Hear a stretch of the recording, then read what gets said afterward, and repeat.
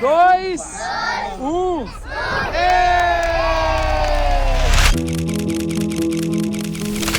Literalmente, pessoal, eu achei que eu tinha visto pobreza no Brasil, mas a escala é imensurável aqui na África. É de partir o coração. Pessoal, vocês são muito amados.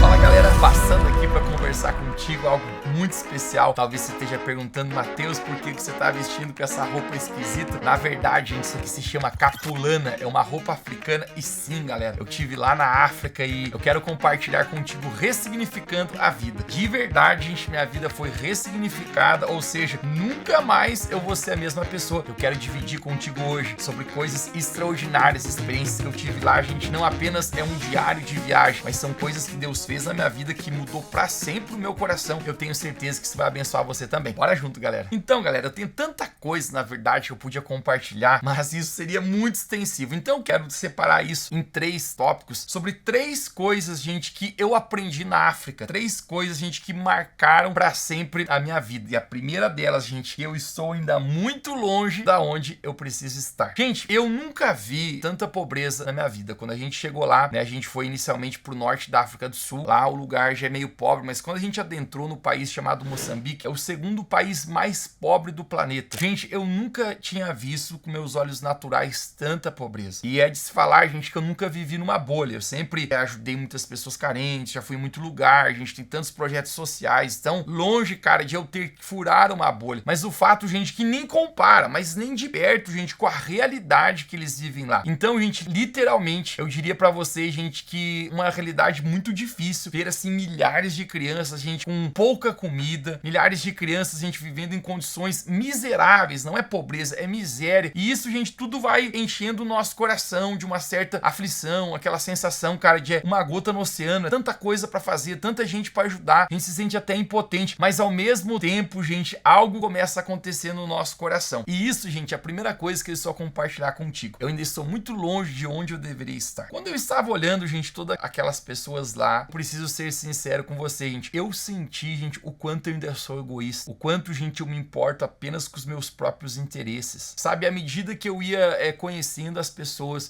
tão amáveis, pessoas tão incríveis, mas, gente, eu vou ser sincero com você, eu ficava imaginando como a gente pode se importar tanto com a gente mesmo, sem olhar o próximo, sem ver, gente, as necessidades que tem ao redor. Eu gostaria, gente, que você visse um pouquinho dessas imagens, que eu tenho certeza que de alguma forma a gente parte o nosso coração e a gente começa a fazer essa pergunta: como que eu estou aquém disso? Como eu não estou me importando com isso?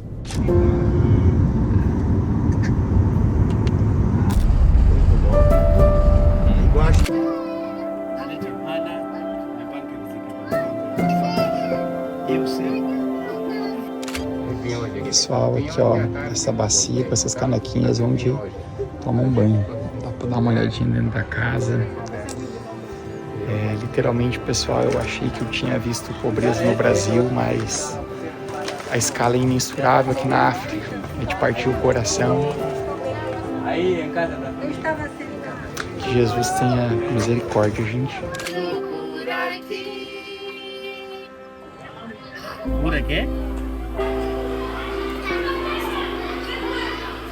Pessoal, você viu a realidade de muitas crianças, muitas pessoas que vivem lá. Pessoas vivem no lixão, pessoas vivem, gente, com pouquíssima comida, né? Em algum momento eu vi uma criancinha, cara, com um prato de comida e os olhos dela brilharam quando a gente deu aquela comida pra ela e ela não comeu tudo. Eu pensei, será que ela não quer tudo? E aí falaram pra mim, não, Matheus, é porque ela tá guardando pra levar um pouquinho pra família dela. Cara, esse tipo de coisa começa a mexer com o nosso coração. Porque às vezes eu começo a olhar, gente, o quanto na minha vida eu já fui ingrato, o quanto na minha vida eu já reclamei. E isso, gente, começa a me dar aquela sensação. Eu ainda estou muito longe de onde eu deveria estar. Na verdade, cara, cada dia que a gente ia vivendo lá, gente, era como se Deus fosse dando uma marretada, uma pancada no meu coração. Eu era capaz de ver, gente, uma realidade que eu pensava assim, meu Deus, quantas vezes eu pude me sentir infeliz, desanimado, triste, achando que eu tava com problemas, quando na verdade eu não sei o que é problemas. E a cada dia, gente, que a gente ia vivendo lá, eu ia olhando aquelas pessoas, gente, né, e elas com uma bondade bondade tão grande no coração. De falar pra você, gente, eles ainda têm uma inocência, eles acreditam, eles são puros de coração. E cada pessoa que a gente ia conhecendo, gente, era incrível, porque eles nos convidavam para fazer uma refeição na casa deles. Eles eram muito pobres e eles queriam que a gente fizesse aquela refeição. E o primeiro intencionalidade nossa é dizer, não, por favor, não se incomode conosco. Não, e gente, eles queriam. E eles faziam o melhor, eles faziam um jantarzinho. Uma senhora, gente, que incrível, ela comprou 2 pizzas daquela pronta e ela serviu a mesa. Ela falou, gente, eu gosto muito de comer essa pizza. Eu achei que vocês iam gostar. Gente, eu sabia que aquilo era todo o dinheiro sacrificial que ela tinha pra comprar aquela comida pra gente. E ao mesmo tempo, gente, que eu sentia no meu coração, cara, eu não posso aceitar, ou deixe-me pagar por isso. Eu queria fazer algo por aquela pessoa. Gente, era eu que recebia ainda. E isso, gente, ia constrangendo o meu coração. Eu lembro das palavras do apóstolo Paulo, quando ele diz, eu ainda não alcancei o lugar que eu precisava chegar. E eu tenho certeza que eu não alcancei, gente. Porque pessoas com uma bondade tão grande. E o mais incrível, gente, que isso foi forte pra mim. Porque eu conheci pessoas com tanta bondade, tanta pureza no coração, que eu olhava pra elas e é como assim, algo nos meus olhos desvendasse. Eu falava assim, essas são as pessoas que vão pro céu. Essas são as pessoas que são salvas. Elas têm uma bondade, uma pureza. Elas são tão generosas. Elas não têm orgulho próprio. Elas não estão debatendo com as coisas dessa vida. Elas são tão carinhosas, amam tanto a Deus. Gente, eu começava a olhar a minha própria vida. Então é incrível, gente, que às vezes a gente acha que tá bem até se comparar ou estar do lado de quem realmente deveria estar. E eu pensava, como eu ainda estou longe. Como eu ainda sou tão egoísta. Como eu ainda sou tão preso na minha própria vida. Como eu ainda, gente, me preocupo só com as minhas coisas. E eu olhando o meu próprio coração, gente, olhando pra mim e dizendo, cara, como eu preciso me desprender de tantas coisas que eu ainda sou preso. A segunda coisa, gente, que eu aprendi lá, e isso é extraordinário, gente, que definitivamente a alegria não está fora, mas está dentro. Gente, é complicado eu falar pra você, porque eu vou contar pra ti agora um grande paradigma. Aquelas pessoas, gente, né, elas eram muito pobres. Eu encontrei pessoas tão pobres lá, gente, como eu nunca tinha encontrado na minha vida. Mas eis aqui o grande paradigma. As pessoas que têm Jesus Cristo lá, gente, elas são muito alegres. Elas são muito mais alegres do que nós aqui. E esse era o paradigma meu. Como que essas pessoas podem ser tão alegres e elas tendo tão pouco? A propósito, deveria ser o contrário. Se elas estão padecendo, sofrendo, com dificuldades, elas deveriam se entristecer. Gente, aí que tá a questão. Quando Jesus se torna a sua alegria, quando Jesus se torna tudo pra você, cara, você tem alegria no seu coração porque está dentro. Não está baseado nas circunstâncias. E isso é uma coisa extraordinária. Conecte com o raciocínio. Seja por onde a sua alegria entra, é o lugar também por onde ela sai. Então o problema, galera, é que a gente coloca nossa alegria em tantas coisas dessa vida, nos nossos recursos, nas nossas expectativas. Então quando não vai bem como a gente gostaria ou não acontece como a gente estava imaginando, a gente perde nossa alegria. Eles não, galera. Eles têm esse sentimento no coração deles de estar o tempo inteiro grato, o tempo inteiro no coração deles agradecendo a Deus. E o tipo de gratidão que eles têm, gente, eu vou ser sincero, eu nunca vi antes. Eu lembro, gente, que desde pequeno meus pais me ensinaram, por exemplo, a sempre orar e agradecer a Deus pelo alimento. Meus pais me falaram, nunca coloque uma colher de comida na sua boca sem primeiro agradecer a Deus. Porque a propósito, provisão e mantimento sempre vem da parte do Senhor. Então eu sempre orei, gente, né? Em qualquer lugar, no restaurante, em casa, eu vou comer, eu agradeço a Deus. Mas, gente, diferente, cara, o jeito que eles agradeciam. Não era uma rotina, não era uma tabela. Gente, era agradecimento profundo, genuíno, verdadeiro. Eles sentavam antes de cada refeição e eles literalmente estavam agradecendo. E aí a treta, galera, a comida nem era tudo aquilo. Eu confesso pra vocês, gente, eu tenho um pouquinho de dificuldade com o meu paladar, comer algumas coisas. Cara, e às vezes eu pegava assim, ó, eu acho que ninguém gosta, né, não sou só eu, de comer arroz puro. Arroz puro, no arroz meio amarelado, assim, cara, e era muito arroz, né? Eles matavam uma galinha na hora, metiam ali no fogo, galera, e você fechava o olho e dizia, Jesus da glória, me ajuda a comer esse negócio. E eles estão agradecendo, eles estão tão gratos àquilo. E isso era um banquete, sabe? O sentimento, pessoal, de gratidão na vida deles era extraordinário. E por isso, gente, gera alegria no coração. Gente, eu começava a olhar pra minha vida quantas vezes, né? Você já ouviu a expressão reclamando de barriga cheia? Cara, é isso que a gente faz. Mas a alegria deles, gente, é extraordinária. Uma coisa, gente, que eu fui de atrás, um dado, eu queria saber, gente, como que eram os índices de depressão, de ansiedade e até de suicídio no país de Moçambique. Eu ficava pensando, se tem tanto problema, deveria ser muito alto esses índices. E aqui, gente, olha a loucura, cara. Eu descobri, gente, que o nosso país, o Brasil, né, em proporção de habitantes, sofre muito mais com transtornos de ansiedade, depressão, de suicídio do que eles. Aí a lógica é qual? Por quê, Mateus? Deixa eu falar uma coisa pra ti, gente. Tudo tem a ver com o nosso coração de gratidão. Sabe, gente, lá eles têm alegria porque eles colocam alegria de fato no Senhor. E às vezes, pessoal, essa é a indagação da vida. Você começa a ter tudo, você começa a crescer e você ainda é capaz de se sentir vazio. Por quê? Só Jesus preenche vazio. Talvez, gente, poderia ser um ponto de interrogação. Mas por que as pessoas normalmente mais ricas, mais famosas, tiram a sua própria vida? Já notou? O alto índice de pessoas ricas e famosas, né, se suicidando. Gente, porque a alegria não está fora, está dentro. Então, galera, quando você começa a encontrar em Deus, quando você faz de Jesus a fonte da tua alegria, lembra? Você não é capaz de perder, porque você não pode perder Jesus. É o único que permanece quando todos vão embora. Jesus, gente, ele tem que ser nossa alegria, porque senão nós viveremos o tempo inteiro oscilando. Gente, a alegria ele estende mais lá. E a terceira coisa, gente, eu vou contar um monte de história pra você agora, gente, que talvez seja aquilo que eu mais aprendi lá e aquilo que mais me marcou. E é que Deus precisa ser tudo ou tudo. Essa frase, a propósito, que eu citei pra você, é uma frase de C.S. Lewis, que ele diz: Deus é tudo ou é tudo. Porque, gente, Deus não pode ser uma partição na nossa vida. E aí, cara, é o que eu quero falar pra você. Quando eu cheguei lá, cara, eu começava a ver aquelas pessoas se relacionando com Deus, a forma que elas adoram, a forma que elas se entregam. Cara, eu vou ser sincero pra você, eu comecei a descobrir como ainda na nossa vida, às vezes Deus é apenas uma parte. Às vezes Deus é apenas um meio para o qual eu consigo aquilo que eu estou querendo. Então a gente tá com um problema, então a gente ora a Deus, então eu vou pra igreja porque eu preciso disso. Cara, não tem nada a ver com isso, galera. Você não tem que ir pra igreja pra ser abençoado, pra Deus responder uma oração, pra melhorar isso na tua vida, tuas finanças. Tudo isso aqui faz parte. Deus é abençoador e a Bíblia fala que ele é recompensador daqueles que o buscam. Mas se na nossa vida o propósito, a motivação nossa de buscar a Deus, a gente for conseguir algo, cara, tá tudo errado. E lá, gente, eu descobri, eles têm Deus como tudo mesmo. E eu comecei a gente ver histórias, gente, que marcaram muito a minha vida. E aqui, cara, vai uma história muito forte. Teve um certo dia que a gente foi numa aldeia, talvez a aldeia mais pobre que a gente foi. A gente tava agora em Pemba, em Moçambique. A gente tava na base da Iris Global lá, né? E a Heidi Baker nos recebeu com tanto amor. Eu já vou compartilhar um pouquinho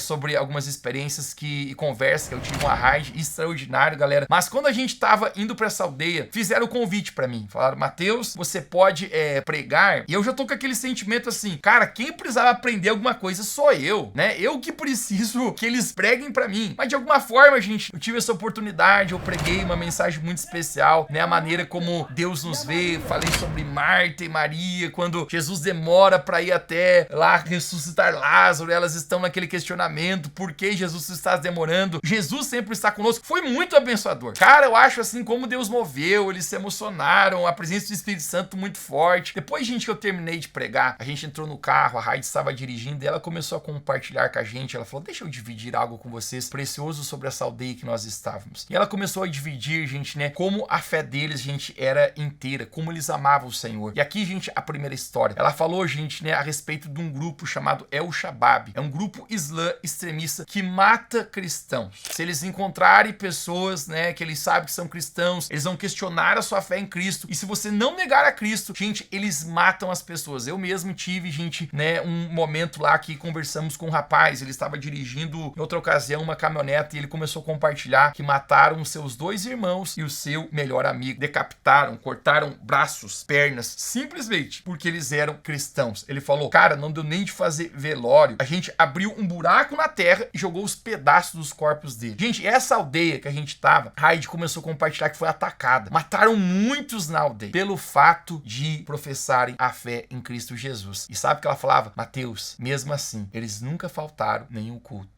Gente, eu tô olhando para aquele negócio. Quantas vezes a gente nega Jesus, troca por coisas, por pecados, e eles dando a vida. Eu tô pensando que tipo de evangelho aqui, cara, no Ocidente, Brasil, América do Norte, América do Sul, América Central, a gente tá vivendo. E ela contou uma outra história pra gente. E essa mesma aldeia foi atingida, se não me engano, 2 anos atrás, a gente teve um furacão que passou e devastou muitos lugares em Moçambique. Cara, destruiu todas as casas deles. Destruiu tudo que eles tinham, levou tudo. E a Heidi contou assim: eles soltaram uma reunião apenas, a que aconteceu esse grande furacão. O resto, eles nunca faltaram. Gente, eu tô pensando, como que é nosso tipo de prioridade pra Deus? Às vezes dá sol, o dia tá bonito, vamos pra um passeio, deixa de ir na igreja. Às vezes dá chuva, o dia tá bom de ficar em casa, já deixa de ir à casa do Senhor. Eu tô pensando, cara, esse nível de entrega. Tô pensando, gente, esse amor que eles têm por Jesus, a ponto de dar a vida pelo Senhor. Eu tô pensando, cara, Deus pra gente ainda às vezes é uma parte. A gente ainda não tem Deus Deus como tudo. E aí, cara, eu tive um momento, uma das experiências mais fortes que eu tive com Deus até hoje, galera, que eles oraram por mim, eu tava sentado, de repente, né, na verdade, depois de eu terminar de pregar, eles me deram um manta, tipo uma capulana que não é um vestimento de roupa, é só um tecido. A Heidi Baker colocou nas minhas costas, pediu pra mim sentar e ela começou a orar por mim. Ela chamou, gente, um monte de criança pra orar por mim. Eu quero que você assista um pouquinho dessa cena. Gente, uma das experiências mais fortes até hoje na minha vida que eu tive com Deus.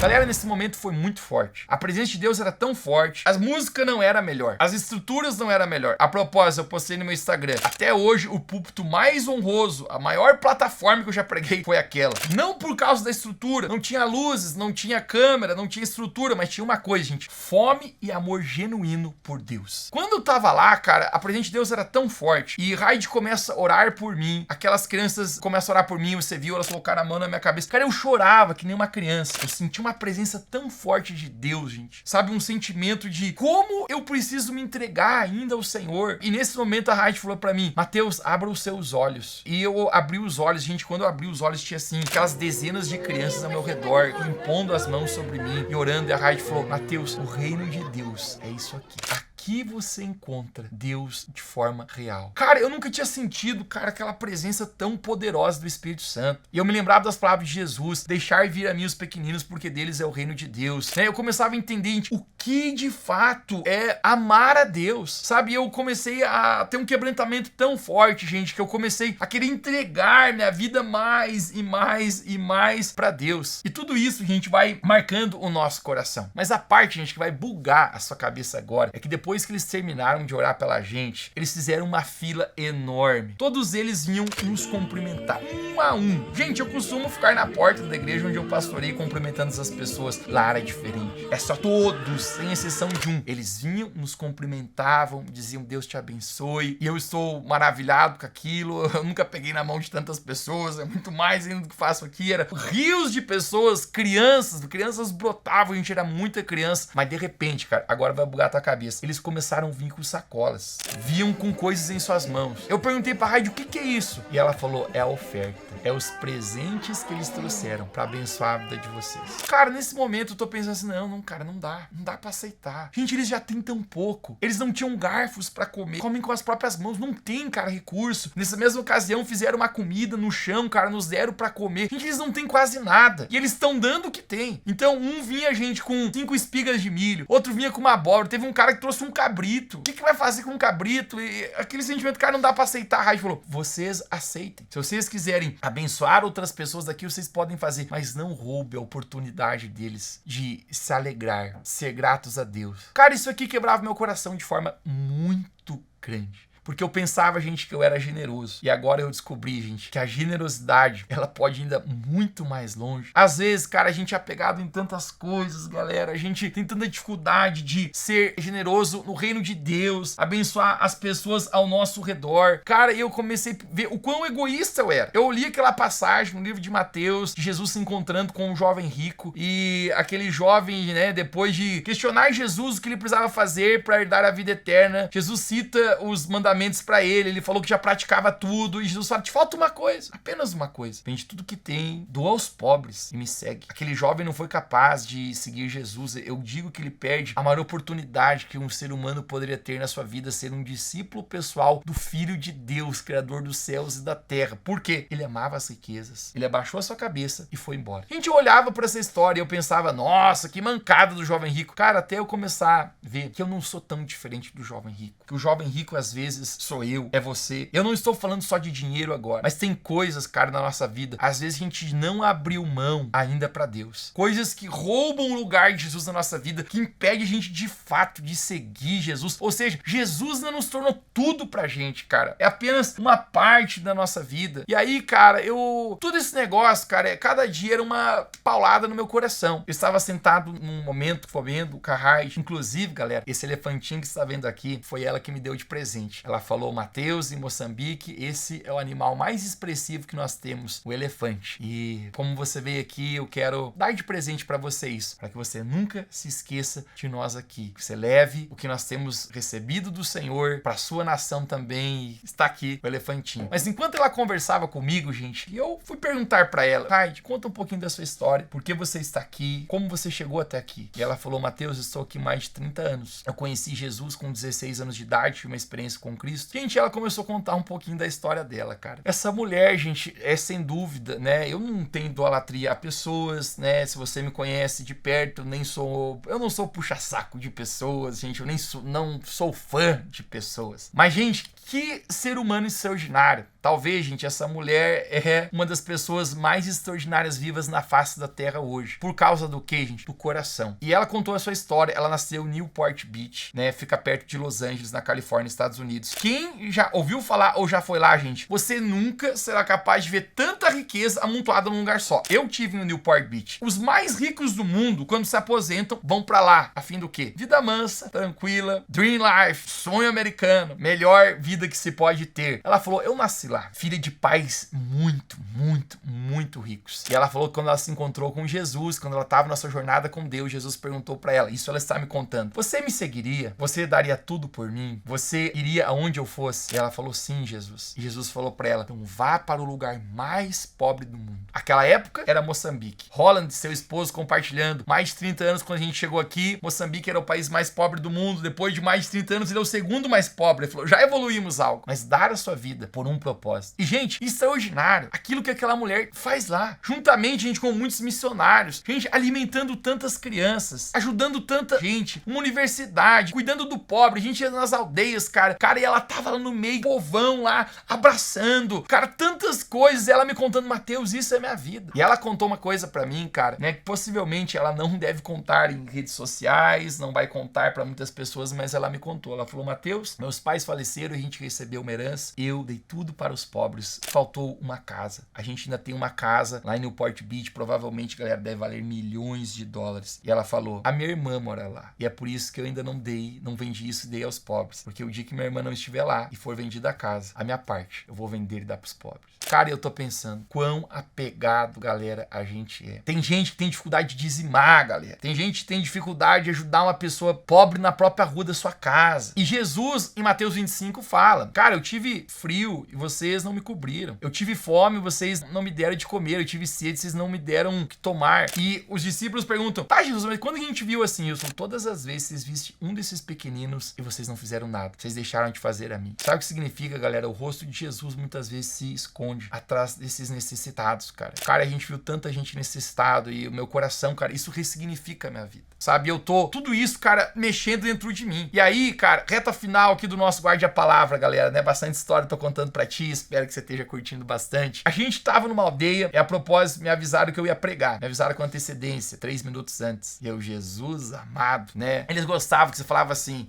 aleluia? Eles falavam amém. Falava aleluia? Eles gritavam amém. E a única frase, gente, que eu aprendi no dialeto deles é o núculo la ofenda. Significa Deus te ama. Gente, a alegria deles na igreja, a alegria deles de ouvir a palavra de Deus, incrível. Eu compartilhei, gente, a palavra lá, compartilhei do milagre qual Jesus faz, quando a casa está cheia, Jesus está pregando e aqueles 4 amigos descem um amigo deles paralítico na cama e Jesus o cura de forma extraordinária. E quando eu terminei de pregar, Heidi começou a reunir o pessoal ali, conversar, e ela chamou as pessoas que tinham, gente, algum problema, né, físico. Pessoas precisavam de cura, para orar por cura física. E quando veio algumas pessoas ali na frente, pessoal, Heidi falou, pode orar que eles vão ser curados. Gente, eu tenho fé pra cura. Eu já orei por pessoas que foram curadas, mas, gente, naquele nível, vinha pessoas surdas, vinha pessoas, gente, né, daquela maneira, e a Heidi falou pra mim, Mateus, pode orar por essa mulher que ela vai ser curada, né? Ela era surda, gente, era uma senhora de idade, ela tinha um ouvido totalmente não ouvia e o outro um 20%, eu acho que eu ouvia mais ou menos se gritasse, né? E eu falava com ela, você ouve? Não tinha resposta, nem reações, porque quê? Surda. Gente, eu coloquei a mão na cabeça dela, né? E a Raide falou, ora, Mateus, ore com fé porque ela vai ser curada. E eu orei aquele texto da Bíblia. O mesmo poder que vivificou Cristo dentre os mortos, vivificará o nosso corpo mortal. Eu falei, em nome de Jesus, seu corpo mortal seja vivificado pelo poder que existe no nome de Jesus. Galera, ela foi curada no mesmo momento. Eu falava com ela baixinho e ela ouvia. Cara, eu comecei a ver essa dimensão de milagres acontecendo. Os missionários começavam a contar pra mim, Mateus, já teve várias vezes, não foi uma vez que a gente tinha uma última panela de comida e a fila de crianças pra comer ainda ia muito longe, só aumentava. E eles olhavam e diziam, cara, não vai dar pra todo mundo. Eles falaram, Mateus, não foi nenhuma, nem duas, nem três vezes que aconteceu isso. Já várias vezes. Todo mundo ia comendo e não acabava a comida da panela. Ou seja, Jesus multiplicando, cara, a comida. Uma outra missionária que já tá lá há mais de 18 anos contou pra mim, Mateus, tinha uma criança, ela estava muito doente, ela estava com perigo de morrer, não tinha o remédio que ela precisava, nós oramos e pedimos, Deus, por favor, que o Senhor possa prover esse remédio. E ela falou que ela foi até uma gaveta, quando ela abriu a gaveta, estava lá o exato remédio que ela havia orado. Hashtag treta, galera, o remédio nem tinha no país de Moçambique. Então, cara, milagres acontecendo de forma extraordinária. Última coisa que eu vou contar pra você, que essa aqui é treta, galera. Teve uma das conferências que aconteceu deles lá, várias pessoas da região foram, pastores de outros lugares, e foi me dado, gente, a oportunidade de compartilhar um pouquinho da palavra também, né? Eu preguei inglês, traduzi o dialeto deles, e no final, eu não sei dizer pra ti como foi isso, não via preparado, obviamente, mas usaria o texto do Antigo Testamento que diz, o Espírito do Senhor veio sobre mim. Eu comecei a gente profetizar sobre o pastor daquela casa lá, né? Foi muito especial, parece assim, cara, que os céus se rasgaram com fogo. Sabe quando os céus se rasgam com fogo? Uma presença extraordinária de Deus. E no final, o pastor Fred tava conversando comigo e falou assim, Mateus, você sabe quem é o cara que você profetizou ali? Eu falei, sim, o pastor dessa casa. O pastor Fred falou, não qualquer pastor. Esse cara já ressuscitou apenas 9 mortos.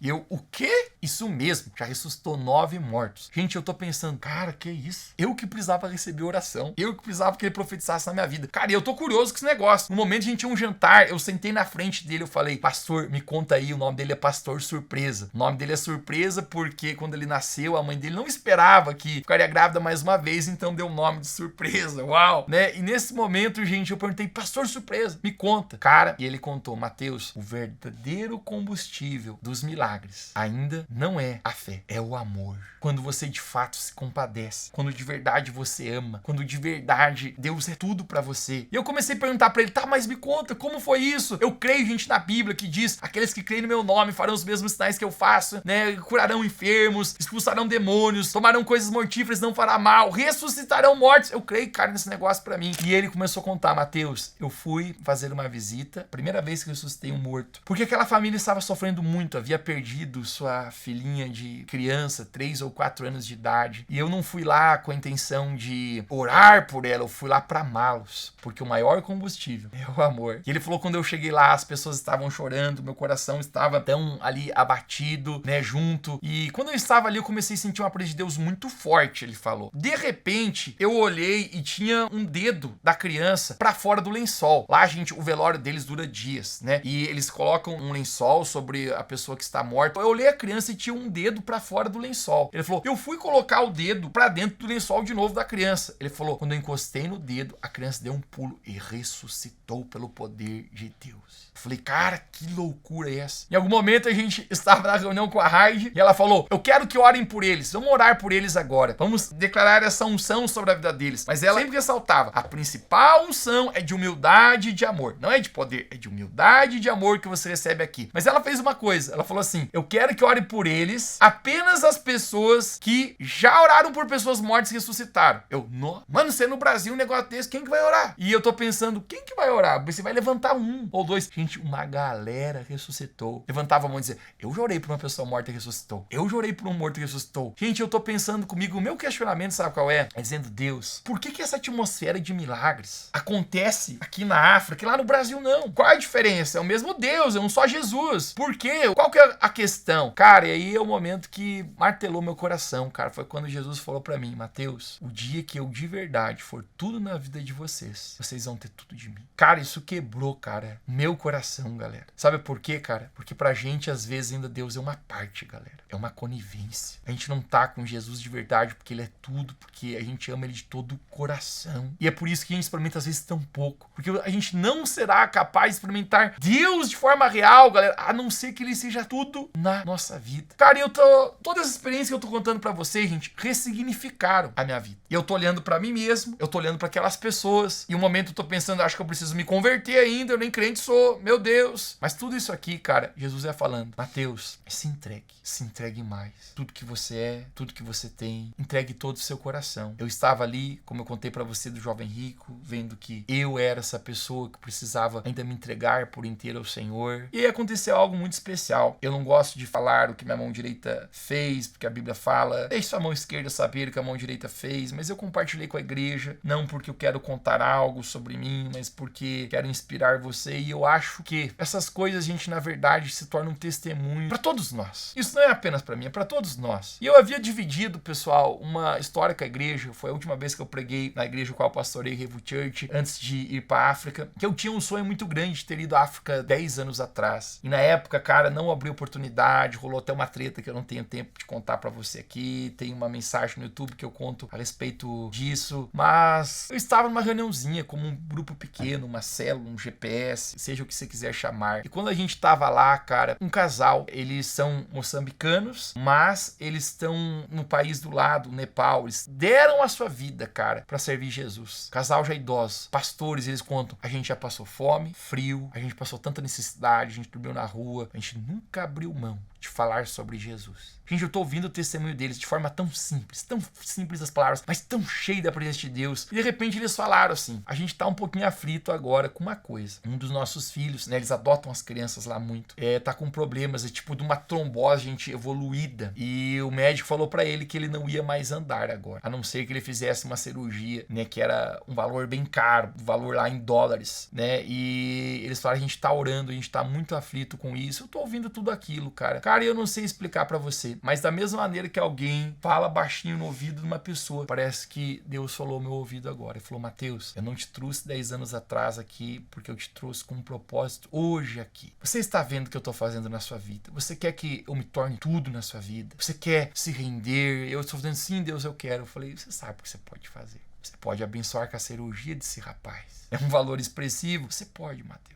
Pode ser sacrificial? Pode. Mas mesmo assim, cara, a gente tem que obedecer a Jesus. Vale a pena amar Jesus mais que tudo. Cara, não vale a pena ser apegado às coisas dessa vida, a dinheiro, a posições, a status. Deus precisa ser tudo, ou não será nada na nossa vida. Galera, a África ressignificou meu coração. Ressignificou a minha vida pra sempre. Porque quando você consegue ver, cara, que a gente ainda tem tantas coisas que a gente precisa entregar pra Jesus, tantas coisas que a gente precisa abrir mão pra Jesus ainda, a gente descobre, cara, porque às vezes a gente experimenta tão pouco de Deus na nossa vida. Quanto a gente tem de Deus é sempre o quanto Ele tem da gente. Eu espero, galera, que isso que eu tô compartilhando contigo possa inspirar você a uma coisa, a dizer: Jesus, eu quero que o Senhor se torne tudo na minha vida. Não uma parte, não uma conivência, mas assim como esses irmãos africanos, que a gente também possa fazer Jesus se tornar o centro e tudo no nosso coração. Eu não costumo encerrar o Guarde a Palavra orando, mas eu quero fazer isso. Eu quero orar contigo, para que juntos a gente possa orar, convidando Jesus a se tornar tudo na nossa vida. Deus Pai, eu quero te pedir que o Senhor não seja uma parte, que o Senhor não seja uma conivência, que o Senhor não seja, Deus, um meio para o qual a gente consegue algo, mas que o Senhor seja o nosso verdadeiro amor. Tu deste a vida por nós, Jesus, tu deste tudo por nós queremos ser recíprocos desse amor, Deus. Deus, e hoje eu oro que cada um que ouviu essas palavras possa ser levado a uma entrega maior, a uma entrega total, que o Senhor possa ser tudo na nossa vida, que o Senhor possa ressignificar o nosso coração. Obrigado, Jesus, porque tu nos ama tanto. Obrigado, Deus, porque o Senhor sempre está a nos buscar e nós queremos te dar por inteiro o nosso coração. Em nome de Jesus, amém. Galera, eu espero que você possa ter sido abençoado por esse episódio. Conecte-se, nós estamos voltando com o nosso Guarde a Palavra em força total. E galera, a África ressignificou a minha vida. Eu espero que essas experiências possam ter abençoado você. E bora pra cima, galera. Deixar Deus se tornar tudo na nossa vida. Que Deus te abençoe.